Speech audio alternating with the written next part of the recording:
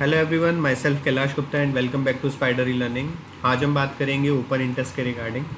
Open interest के behalf पे हम ये चेक कर सकते हैं कि आपका जो इंडेक्स है या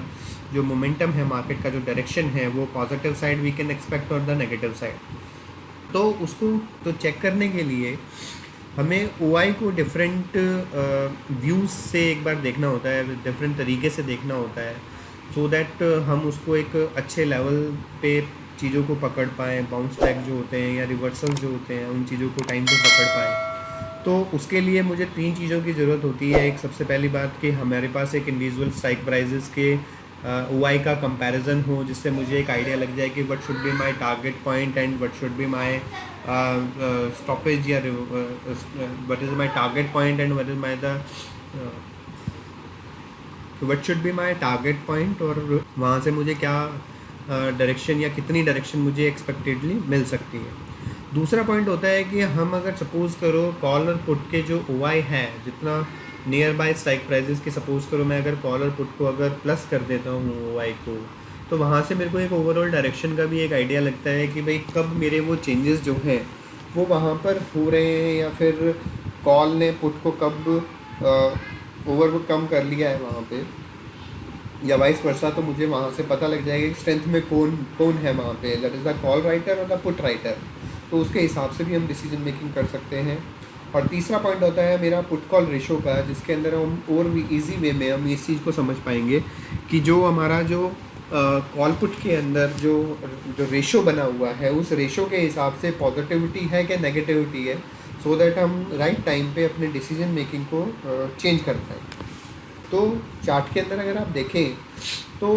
मार्केट का जो फ्राइडे को जो मोमेंटम था वो काफ़ी जिगजैग रहा था,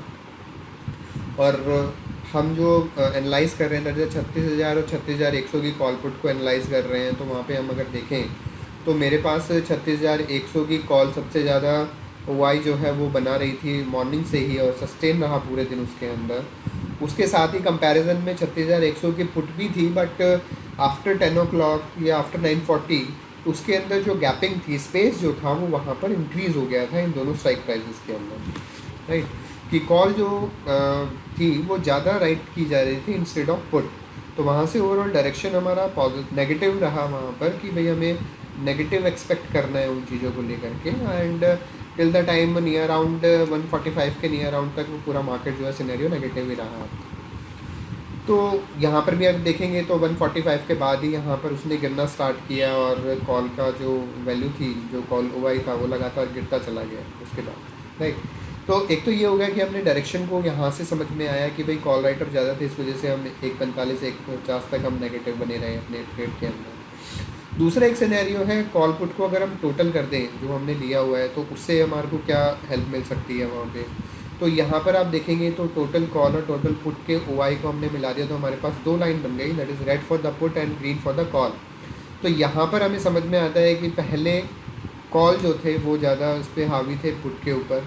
उसके बाद फिर पुट वाले कॉल पे ज़्यादा हावी हो गए, जो कि नियर अराउंड 10:30 बजे तक रहे। बट क्योंकि आप देखेंगे कि 9 बजे से लेकर के आप देखेंगे तो 10 साढ़े 10 बजे तक स्लाइटली चेंजेस हो रहे थे, कि गैपिंग थोड़ी कम थी और साथ साथ ही वो वहाँ पर मोमेंटम दे रहे थे वहाँ पर, राइट। उसके बाद आप देखेंगे यहाँ पर फिर आपस में बहुत ज़्यादा जिगजैग रही, और उसके बाद नियर अराउंड 1:20-1:30 के आसपास फिर स्पेसिंग आनी स्टार्ट हुई, और जिसके बाद मार्केट में एक रिवर्सल जो था वो हमें वहाँ पर देखने को मिला भी, राइट। तो यहाँ पर ओवरकम जो हुआ, गैपिंग भी हुई, तो हमें अपनी मार्केट के अकॉर्डिंगली डायरेक्शन समझ में आए कि पॉजिटिव जाने के चांसेस हैं कि नेगेटिव जाने के चांसेस हैं, और उस हिसाब से हम उस चीज़ को पकड़। तीसरा ऑप्शन आता है पुट कॉल रेशो का। पुट कॉल रेशो के अंदर हमें ये समझ में आ जाता है टोटल के हिसाब से कि इसकी जो रेशो है, in the according of ratio, call is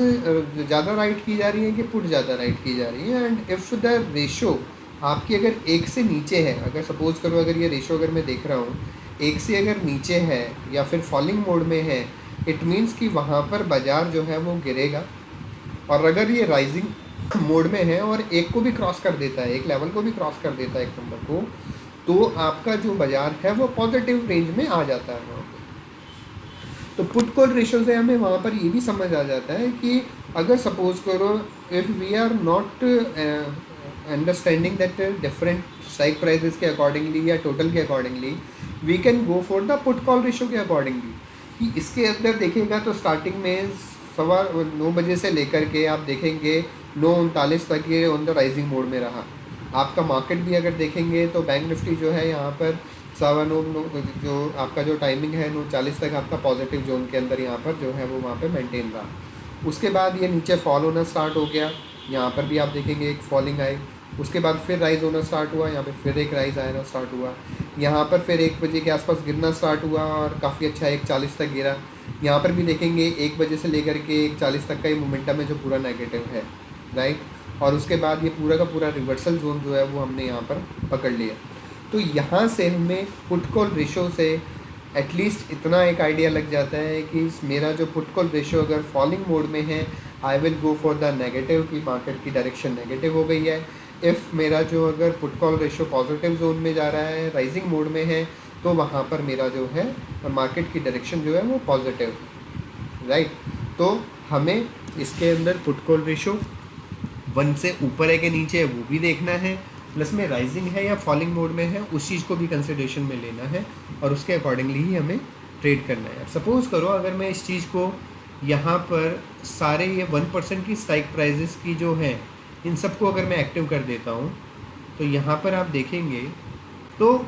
यहाँ पर अगर मैं डिटेल्ड एनालिसिस करना चाहूँ तो इट इज़ टू मैशी कि मेरे को कुछ समझ नहीं आएगा शायद कि मेरे को करना क्या है उसके अंदर वहाँ पे,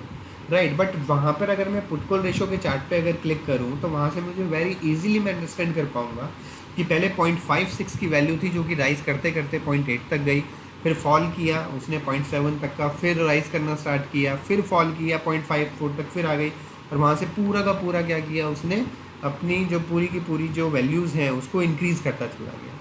टुवर्ड्स द 1 तो इस तरीके से हमें ये अंडरस्टैंडिंग हो गई कि जो पुट कॉल रेशो है अगर हम उसको देख लें, क्योंकि वो बिहाफ ऑफ OI के हिसाब से मेरे को पकड़ में आ रहा है, तो मेरे को डायरेक्शन जो है वो मार्केट की बड़ी इजी वे में वहाँ पर समझ आ जाएगी। तो this is all about the OI देखने का जो हमारा तरीका है वो, या मार्केट को एनालाइज करने का, मार्केट की डायरेक्शन को पकड़ने का जो तरीका है उसको काफ़ी कुछ इम्प्रूव कर देता है।